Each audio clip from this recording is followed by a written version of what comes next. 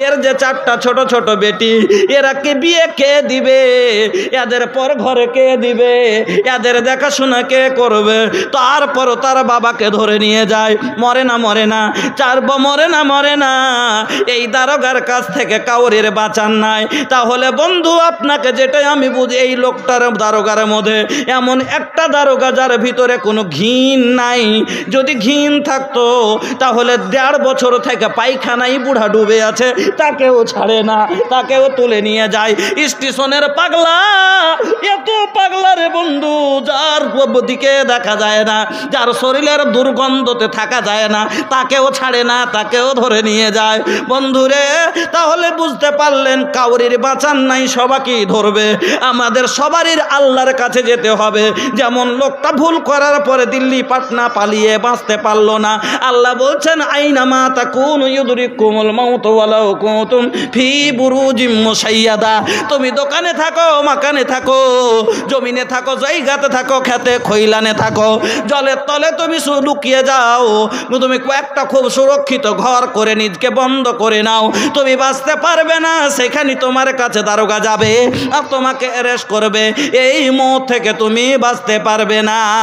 বানি মেহমান হাম সব बस 2 दिन के मत भूलिया हो रब्बुल आलमीन के।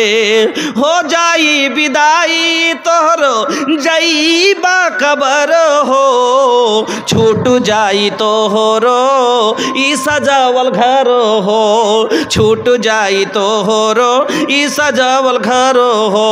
रखी हाँ तो याद भैया वो कठिन दिन के, मत भूलिया हो रब्बुल आलमीन के। माई बाप के प्यार दुलार सब छूट जाई, छोड़ के ये रिश्ता नाता हो खोबा विदाई।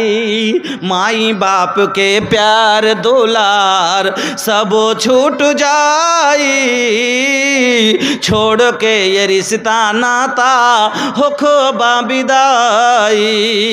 बड़ा नीकी बाटे भैया तोहरो अंगनिया, सरधा सिन्ह से भरल ममता के छैया। ओकरा बदले मिली तोहरा, ओकरा बदले मिली तोहरा टुकड़ा 2 गज जमीन के। मत भूलिया हो रब्बुल आलमीन के। बानी मेहमान हम सब बस 2 दिन के, मत भूलिया बाबू रब्बुल आलमीन के। তাহলে বন্ধু আমার, যেমন লোকটার পালিয়ে আর লাভ হবে না, নিজকে আত্মসমর্পণ করে দেওয়াটা হলো উচিত।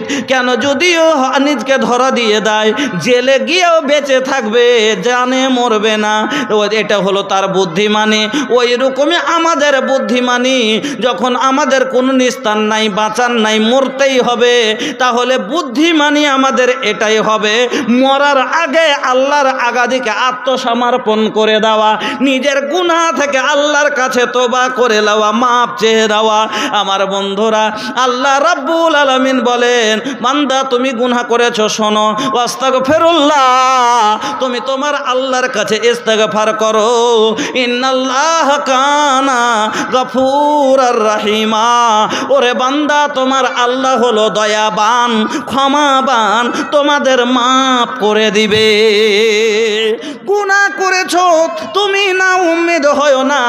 ওরে বান্দা, তোমার গুনাহ আমি আল্লাহ তোমাকে মাফ করে দিব। তার জন্য 6খানটা নিয়ম নীতি আছে, 6খানটা রুলস আছে। এই রুলসে যদি দোয়া করেন, এই তওবা করেন, এই নিয়মের ওপরে যদি তওবা করেন, 100% আপনার গুনাহ মাফের গ্যারান্টি।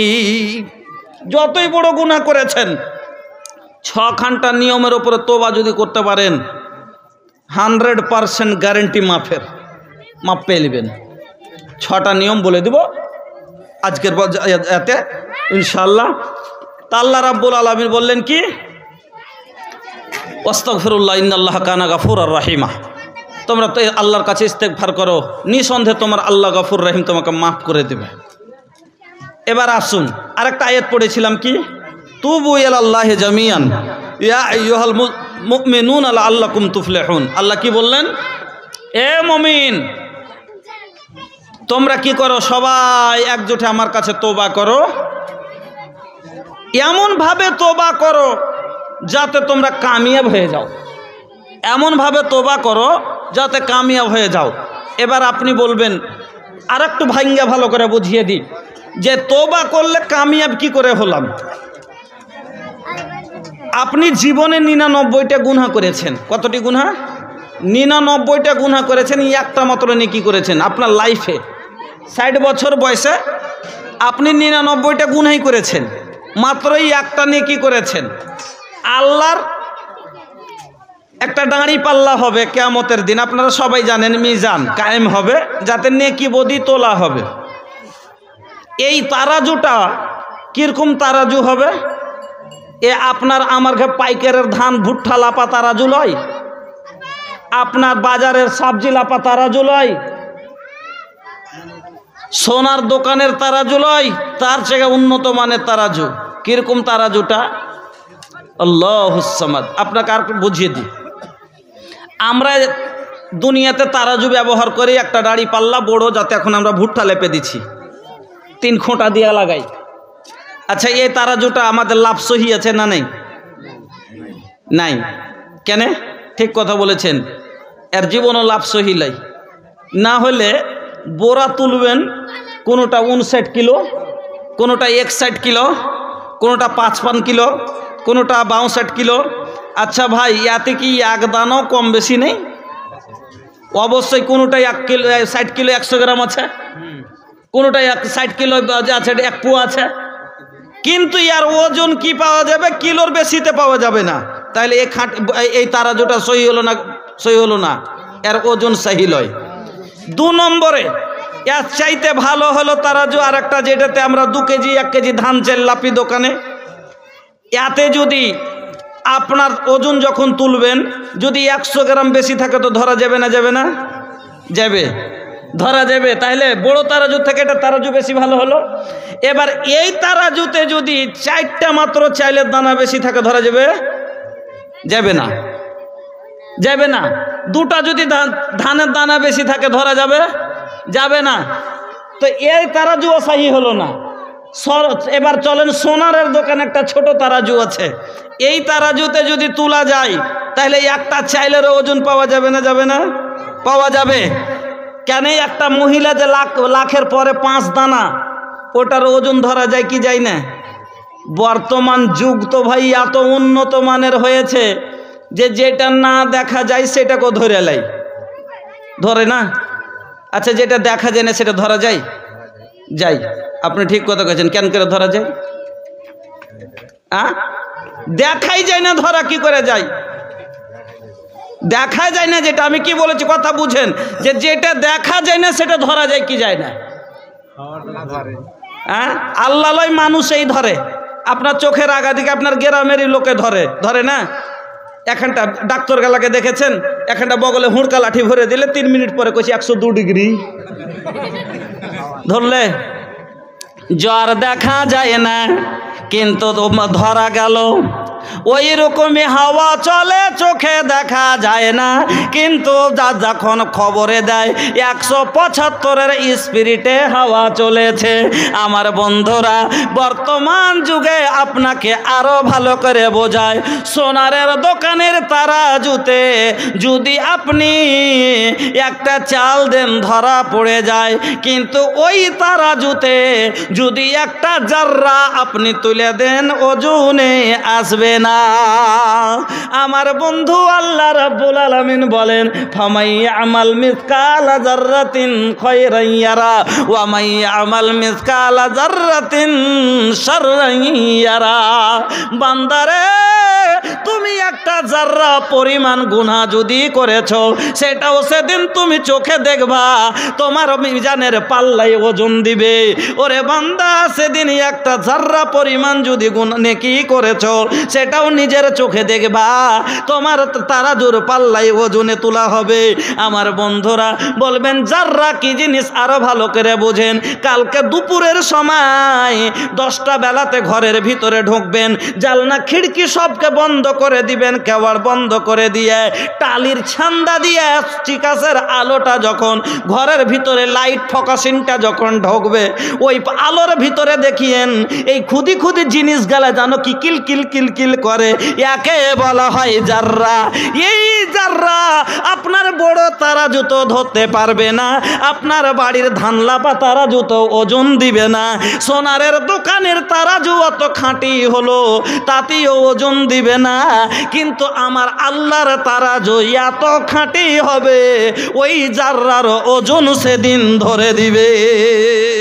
আমার বন্ধুরা, আল্লাহ রাব্বুল আলামিন বলেন, বান্দা শোনো, তোমার জীবনেরই একটা নেকি এবং বদি বান্দা সব আমি আল্লাহ তো তুলে ধরব। তাহলে বন্ধু আমার, আমরা বুঝতে পারলাম যে আমাদের জীবনের নাটি খুঁটি সব আমার আল্লাহ সব ধরবে।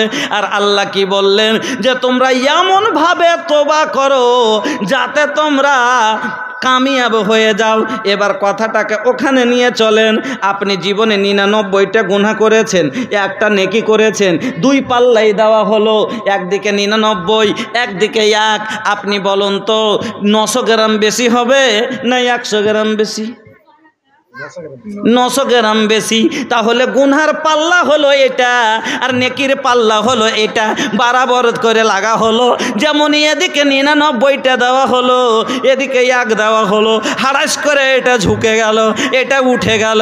আর কিয়ামতের তারাজুর বৈশিষ্ট্য হবে এটাই, যেটা ঝুঁকবে সেই দিকে যাবে, ডান পাল্লা ঝুঁকবে জান্নাতে যাবে, এদিকে ঝুঁকবে জাহান্নামে যাবে। এবার আপনি জাহান্নামী হয়ে গেছে, আপনার মাত্র একটা নেকি। জীবনে মরার আগে আগে আপনার কাছে 99টা গুনাহ আছে, একটা নেকি আছে।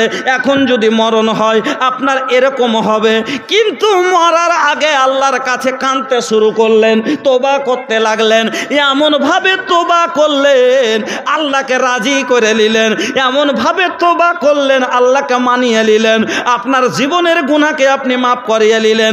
এবার আল্লাহ খুশি হয়ে 99টা গুনাহ এই পাল্লা থেকে তুলে আল্লাহ ফেলে দিলে।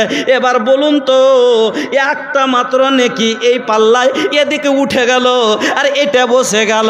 এবার আপনি 99 গুনাহ করার পরও তওবা করার কারণে জান্নাতি হয়ে গেলেন। এই জন্য আল্লাহ বললেন এমনভাবে তওবা করো যাতে কামিয়াব হয়ে যাও। এবার বলবেন যে তওবা কীভাবে করবো মৌলী সাহেব? আমি নিয়ম কোড আপনাকে খুব শর্টে শর্টে বলে দিচ্ছি। হ্যাঁ, অনেক কথা আছে বলার, না সব নাবিরা কীভাবে তওবা করেছে, অনেক লম্বা বিষয়। আর অতটুকু কারণ একটা মাথার উপরে দায়িত্ব আছে।